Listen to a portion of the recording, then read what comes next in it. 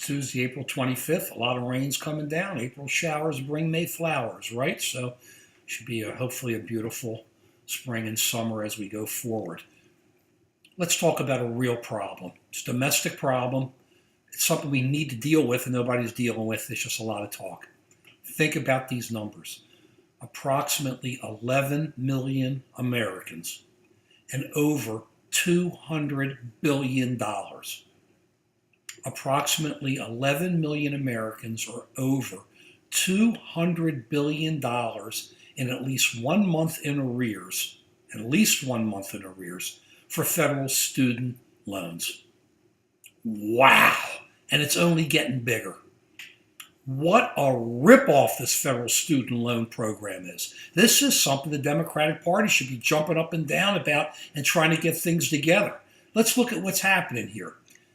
Loans are made to parents of children, and these federal loans don't look really much at all into the background, the financial background, to see if there are issues, whether or not the people, what the income is, whether or not the people can maintain the payments, what the monthly payments are, are there car payments, are there mortgage payments? Nobody's sitting down with them. They don't have consumer credit counselors sitting down with them. Nobody to say, hey, you can't afford these loans or you can't afford these loans. And people are taking on loans, loading them on for college.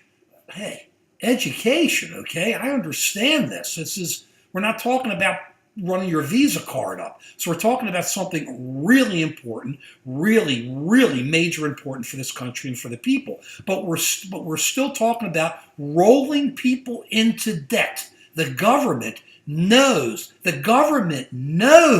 it's rolling people into debt that they can't pay.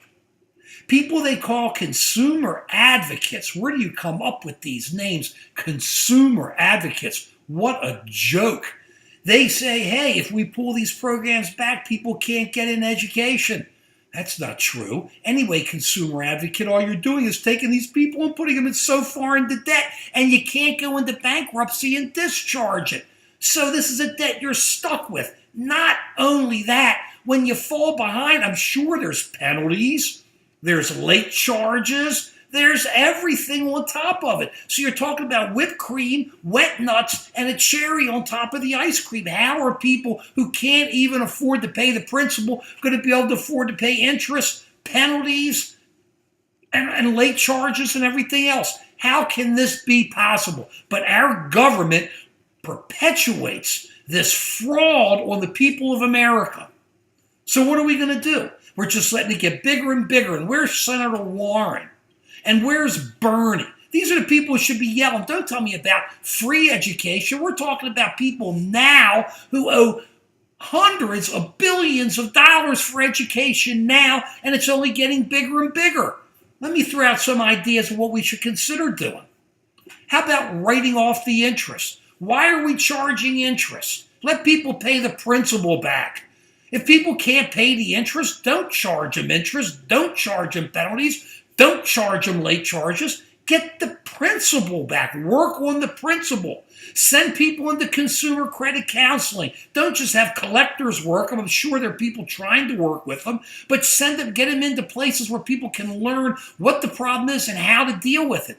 Maybe we have to consider having more rights for a debtor in the bankruptcy. I'm not sure about that. But the first thing we've got to do is cut the interest. Why is the government, education is so important? They're doing everything they can to try to cover it, to try to match this up with the subprime mortgages. It's not the same. There's no guarantees of a home. Everybody can get a rental apartment or buy a home. There's ways to be able to do it, and we went too far back then. But we're talking education. You can get a roof over your head here, but education, you get it or you lose. Without an education, people aren't going anywhere. This is what people need. We have a major spread in the people who make money, who are educated as against those who aren't as educated. We should encourage our American citizens to get educated. We should encourage them to go to college. But why are we encouraging their parents and others to get so deep into debt that they can never get out of it?